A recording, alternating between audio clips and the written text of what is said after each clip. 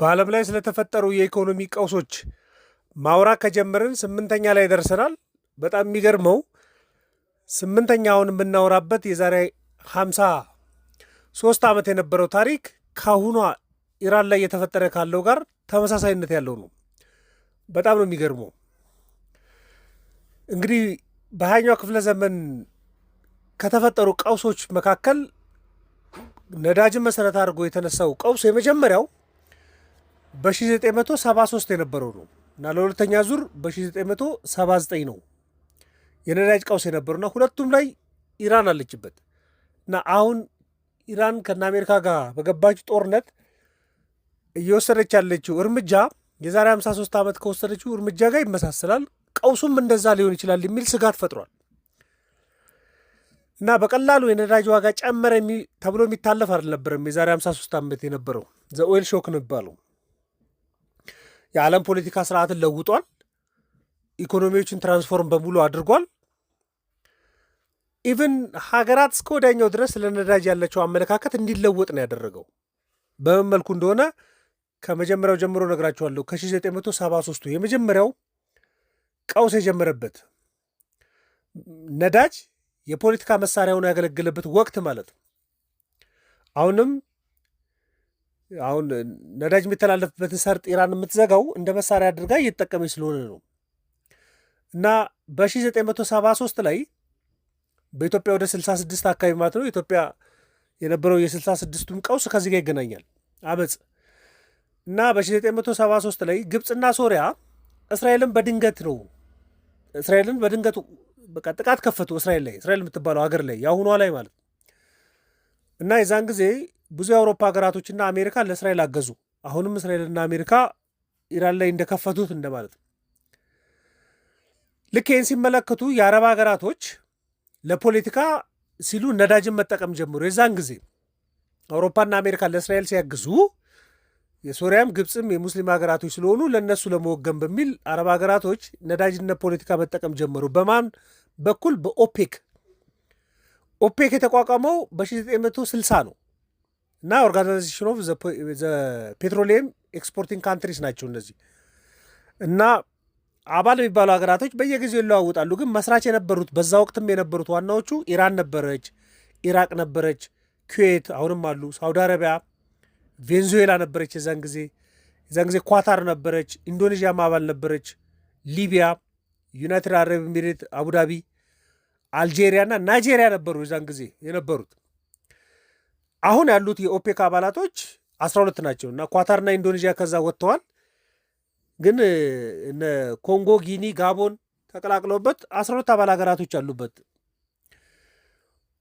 የኦፔክ የሚባለው ማለት እና ኦፔክን የተጠቀሙት የአረብ ሀገራቶች አብዛኞቹ የአረብ ሀገራቶች ስለነበሩ የኦፔክ አባል ሀገራቶች አባላቱ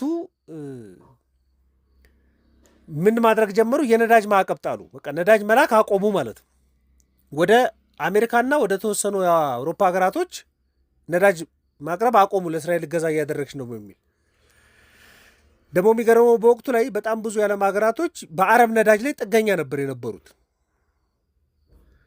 ስለዚህ ጥገኛ ስለነበሩ ደግሞ ነዳጅን ለመኪና ብቻ ነበር ለኃይል የሚጠቀሙ ስለነበረ ኢኮኖሚያቸው የአቅርቦት እጥረት ገጠመው እና በጣም በሚገርም መልኩ ነዳጅ በ4 እጥፍ ነው የጨመረው። በበርሜል $3 ይሸጥ የነበረ ነዳጅ ድፍድፍ ነዳጅ $12 ነው የገባው። በበርሜል $3 የነበረው አሁን $12። የአሁኑን ዋጋ ከተመለከትን ከጦርነቱ በፊት $73 ይሸጥ ነበር አንድ በርሜል ነዳጅ። ዛሬ ማክሰኞ $81 ገብቷል። 10 ምናምን ዶላር ጨምሯል በበርሜል ማለት። በዛን ጊዜም በፍጥነት ነው የጨምረው እና በተለይ በትልቋ በአሜሪካ ነዳጅ ነው የጠፋው እና ነዳጅ ስለጠፋ በወቅቱ የነበረው በ1973 አካባቢ የነበረው ኒክሰን ስለነበረ ፕሬዚዳንቱ በቃ ነዳጅን በራሽን ማገልገል ጀመሩ። በቃ ክፍፍል እንደውም በታርጋ ነበር ነዳጅ የሚቀደሙ ሙሉ ጎዶሎ እየተባለ እና የዋጋ ቁጥጥር ሲያደርጉ ነበር። ኢቭን የፍጥነት ገደብም አስቀምጠዋል። የነዳጅ ኮንሳፕሽን እንዲቀንስ የፍጥነት ገደብ ራሱ አስቀምጠው ነበር። በቃ ከዚህ ኪሎ ሜትር በላይ መንዳት አይቻልም ተብሎ የፍጥነት ገደብም ነበረበት እና ነዳጅ መጥፋቱ ዋጋ ንረቱን ቀሰቀሰባቸው። በጣም ስራ አጥነት እየሰፋ መጣ። ኢኮኖሚ ቆመ። እንዳውም የተለመደና የሚታወቀው ምንድን ነው በኢኮኖሚክስ ቲዎሪ ላይ ዋጋ ንረት ሲጨምር ስራ አጥነት ይቀንሳል ተብሎ ይታሰባል። ለምን?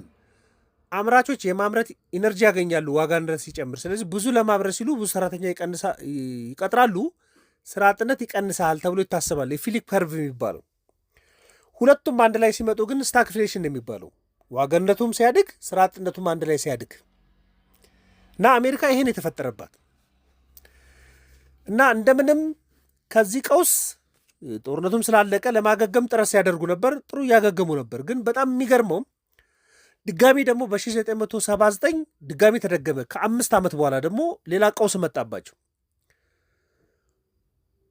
አሁን 73 የነበረው ቀውስ ጊዜ ነዳጅ ከአረብ ሀገራቶች ወደ አሜሪካ፣ አውስትራሊያ፣ ጃፓን፣ እስያ የሚሄድበት መስመር ሆርሙዝ የሚባለው አሁን ሰርጥ አሁን ኢራን የዘጋችው ለተወሰኑ ሀገራቶች ካልሆነ በስተቀር በዛ በኩል ነዳጅ አያልፍም የሚል እገዛም ስታደርግ ነበር ኢራን ማለት ነው።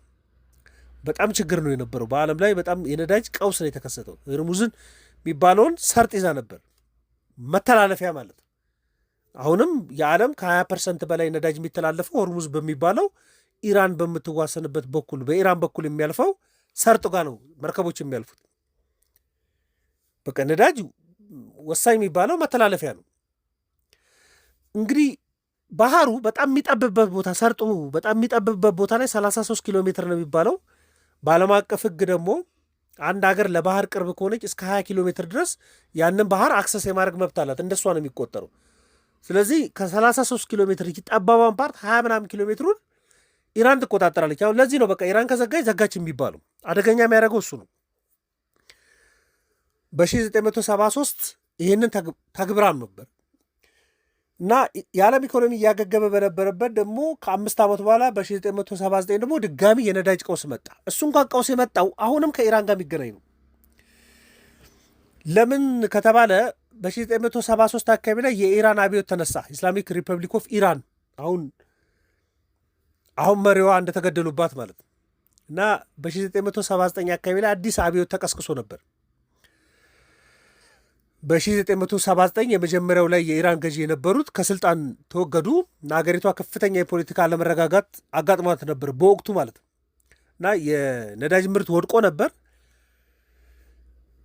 በጣም ችግር ነበር በዛ ጊዜ ማለት ነው እና በ1979 እስከ 1989 የነበሩት ሮላ ሙሳቪ ሄሚኒ የሚባሉት የሃይማኖት መሪ ነበሩ። አሁን የተገደሉት አሊ ኦስማን ካሚኒ እስኪተኩ ድረስ ማለት ነው። እሳቸው የተተኩት በ1989 ነበርና ከዛ በኋላ እስካሁን ቅዳሜ ዕለት እስኪገደሉ ድረስ ለረጅም ዓመታት የኢራን ኢስላሚክ መሪ ነበር የነበሩት እና በዛ ወቅት ላይ የኢስላሚክ ሪፐብሊክ ኦፍ ኢራን እየተመሰረተ ስለነበረ አዲስ አብዮት መጥቶ አዲስ ቀውስ መጥቶ ነበርና ምርት ቀንሶ ነበር። የኢራን ምርት ማለት በዛ ወቅት ላይ ምርት ነው የቀነሱ።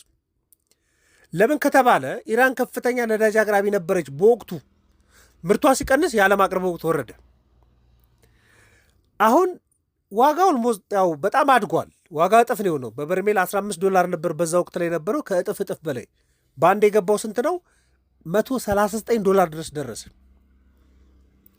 በበርሜል $15 የሚሸጥ ነዳጅ ማለት በዛች ወቅት ላይ በአንድ ዓመት ውስጥ በቃ 1980 ላይ $139 ገብቶ ነበር። አሁን እንኳን ደርሶ አልገባም።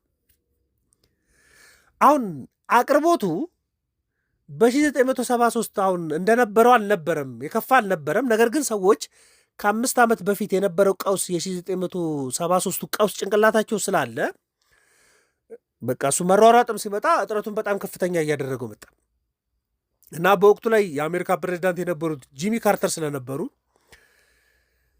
1979 አካባቢ ላይ አዳዲስ ስትራቴጂ ሲሞክሩ ነበር። ቁጠባ ለማድረግ ሲሞክሩ ነበር። የነዳጅ ቁጠባ ግን መሰረታዊ የሚባል የነዳጅ ጥገኝነትን የሚቀንስ ጥናት በሰፊው እንዲጀመር የታዘዘበት ወቅት የዛን ወቅት ነው። እንደውም ከዛ በኋላ እነ ሮናልድ ሬገን ሲመጡ እንደውም በቃ ሌሎች ፓወሮችን ማሰብ እንደሚያስፈልግ የተጀመረው በዛ ወቅት ነው። ምክንያቱም የነዳጅ ጥገኝነት ምን ያህል ዋጋ እንደሚያስከፍል ተረድተዋል። በ1973 ፖለቲካሊ ተጠቅመው ደግሞ ነዳጅ አቅራቢ ሀገር ላይ ፖለቲካል ቀውስ ሲመጣ ደግሞ ምን ያህል ጫና እንደሚፈጠር ደግሞ በ1979 ኢራን ላይ ማለት አሁንም ተመሳሳይ ተጽዕኖ የተፈጠረ ነው ዓለም ኢኮኖሚ ላይ። በዛ ወቅት ላይ የነበረው ዓለም አቀፍ ተጽዕኖ ኢኮኖሚ ተጽዕኖ ምንድን ነው? በቃ የዓለም የስልጣን ሁኔታ ነው የተለወጠው። በተለይ 1973 የግሎባል ፓወር ተለወጠ። መካከለኛው ምስራቅ የፋይናንስ የኢኮኖሚ ተጠቃሚነቱ በጣም አደገ። ነዳጅ ላኪ ነበሩ በወቅቱ። አሁን ከሌሎች ሀገራቶች ካልሄደ በስተቀር 20% በዛ በኩል ነው የሚያልፈው ከአረብ ሀገራቶች ስለሚመጣ። ሌላው የነ ራሽያ ሊሆን ይችላል፣ የነ ቬንዙዌላ ሊሆን ይችላል፣ ከነ ናይጄሪያ የሚሄደው ሊሆን ይችላል፣ ሌሎች ነዳጅ አቅራቢዎች ሊሆኑ ይችላሉ። በጣም አክሰስ የሚባለው ግን የአረብ ሀገራቶች ነው እና 1973 አካባቢ ላይ እነ ሳውዲ ተሰሚነታቸው በጣም እያደገ ነው የመጣው። ግሎባል ኢኮኖሚ ላይ መንቀሳቀስ የጀመሩት ከ1973 ማዕቀቡ የኦፔክ ማዕቀብ በኋላ ነው። የነዳጅ ኃይል ፖሊሲም ተለውጧል። በቃ በተለይ ኢንዱስትሪያል የሆኑ ሀገራቶች ወደ ኒውክለር ነው ፊታቸውን ያዞሩት። በቃ ነዳጅ ጥገኝነት መቀነስ አለበት፣ ለኃይል ሶርስ ኒውክለርን መጠቀም አለብን ወደሚል የመጡት፣ ታዳሽ ኃይልን መጠቀም አለብን ወደሚል የመጡት። እንደውም ስትራቴጂካል ነዳጅ ማከማቸት የሚባለው ፖሊሲ የተጀመረው በዛ ወቅት ነው። ለምሳሌ አሜሪካ ልክ ከ1975 ጀምሮ ሪዘርቭድ የሆኑ ነዳጆችን መያዝ እንደሚያስፈልግ ያወቁት የዛን ጊዜ ነው።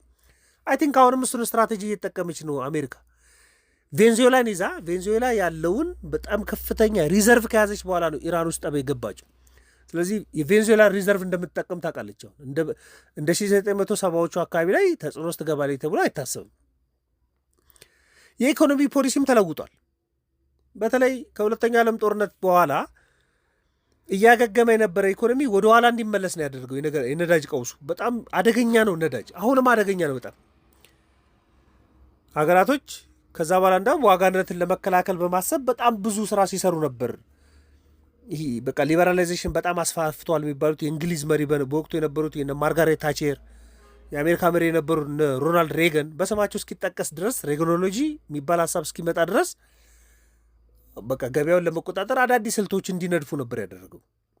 ስለዚህ ነዳጅ የኢኮኖሚ ቁስ አይደለም። አሁን እንደ ኮሞዲቲ የሚታይ ነገር አይደለም። የፖለቲካ መሳሪያ ነው። ጂኦፖለቲካል ዌፐን ነው የሚባለው ነዳጅ። ለዚህ ነው ኢራን ልክ ስትቀጠቀጣውን ማድረግ የጀመረችው ምንድን ነው? በቃ የሆርሙዝ ወደብን መስመርን እዘጋለሁ አለች። ዘጋች። ከአሁኑ ቀውስ ነው። በቃ በሺህ የሚቆጠሩ መርከቦች ማለፊያ መንገድ አይኖራቸው። ነዳጅ ከመካከለኛው ምስራቅ ወደ አውሮፓ፣ ወደ አሜሪካ፣ ወደ አውስትራሊያ መሄድ አይችልም ማለት። ስለዚህ ጂኦፖለቲካል ዌፐን ኒውክሌር ማለት ነው በራሱ። ስለዚህ በዚህ ወቅት የነዳጅ ዋጋ በጦርነት በማዕቀብ የአቅርቦት ሲስተጓጎል ብዙ ጊዜ የሚያነጻጽሩት ኢኮኖሚስቶችን ከምን ጋር ነው?